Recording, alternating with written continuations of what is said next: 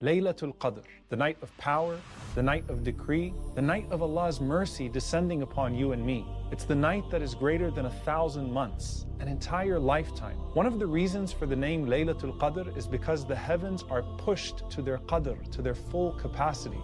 There's a traffic jam of angels going between the heavens that's so powerful, it could literally steal the light of the sun. And as they're descending upon masjids and homes, reporting back to Allah subhanahu wa ta'ala, it's all salam, peace until Fajr. One of the reasons it's called Laylatul Qadr is that those who had no worth, by observing Laylatul Qadr, become people of Qadr, meaning people of great value and worth. So perhaps on that night, our worth in the eyes of Allah changes, and we're switched from the scrolls of the wicked to the scrolls of the righteous.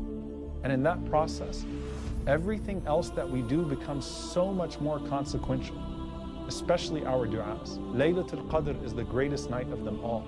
Tonight may be the night that the angels descend with peace and your prayers ascend with power.